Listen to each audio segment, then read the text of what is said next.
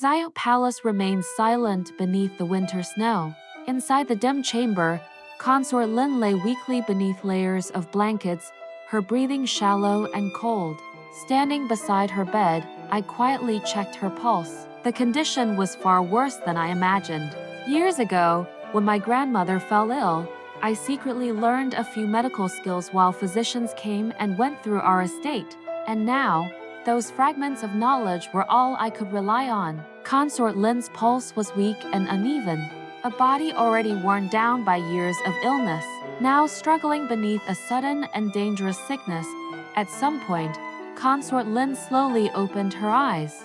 Her pale face turned toward me, dark eyes trembling faintly beneath the candlelight. Beside the bed, Gu Jiuyuan lowered himself quietly to his knees. "Mother, this is," but his voice stopped abruptly, as though he did not know how to introduce me. So I answered in his place, "I am a physician. Your Highness, I came to examine you."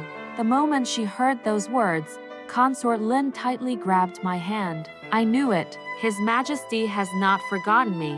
For a fleeting moment, the sickly woman before us smiled like a young girl still waiting for love. At the mention of the Emperor, pain flashed silently across Gu Jiuyuan's eyes. He turned his face away, but I noticed. I gently soothed Consort Lin's trembling hand. "His Majesty wishes for you to recover peacefully. Once you are well again, he will naturally come to see you," she murmured softly, then drifted back into exhausted sleep. Outside the chamber, the winter wind beneath the corridor cut sharply through the silence. Consort Lin's pulse lingered heavily in my thoughts. I did not know how to tell him the truth, but Gu Jiuyuan seemed to understand already. "Miss Song," he said quietly, "you may speak honestly." I lowered my gaze. "Consort Lin likely will not survive this winter." Silence. Then finally for her, "Perhaps death is mercy." The candlelight flickered weakly beside him, casting a lonely shadow across the frozen ground. For some reason, my chest suddenly tightened, so I asked softly, "What about you?" Gu Jiuyuan looked at me, confusion hidden deep within his dark eyes. "Me?" I clenched my fingers slightly. "If the last person in this world who cares for you disappears, what will you do?" He froze, then after a long while, he answered calmly, "As I always have, as I always will." I slowly shook my head. "I'm afraid you won't have that choice, because once a prince grew older, the imperial court would never leave him in peace. Whether he fought for the throne or not, power would eventually drag him into its storm, and when that happened, the suffering he endured would become far crueler. Perhaps he might not even survive." For a long moment, Gu Jiuyuan said nothing. Then he laughed softly at himself. "But Miss Song, someone like me has never possessed freedom." Suddenly, the candle went out. Darkness swallowed the corridor whole. Gu Jiuyuan stood to relight the flame, but before he could leave, I reached out and grabbed his sleeve. The young prince turned back slowly. A single beam of pale daylight slipped through the doorway, illuminating his face. His dark eyes carried caution, resistance. Yet, he did not shake my hand away. And before I realized it, the words escaped my lips. "Gu Jiuyuan, do you have a wish?" Calling a prince by his given name so directly was terribly improper, but he only smiled faintly. "A wish that can never come true."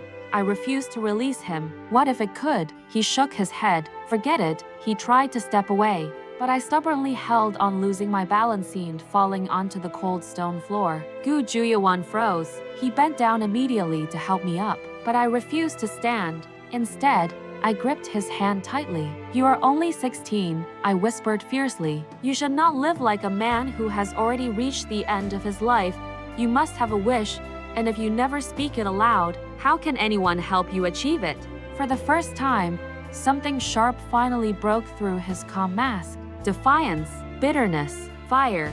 "I want a white rainbow piercing the sun to become a blessed omen. I want Xihe Palace to once again stand beneath fortunate skies. I want this entire world beneath my feet." His voice echoed through the empty courtyard like a blade unsheathed. His eyes burned fiercely, like a sword stained with blood. And then he sneered coldly. "Miss Song, if you came here to test my loyalty, you may return and report now. My true thoughts are worthless anyway." Of course, he misunderstood me. How could he not? Gu Jiuyuan was a wolf raised in abandonment. Someone like him would never believe kindness was real. Whenever warmth approached, he could only suspect a trap hidden behind it.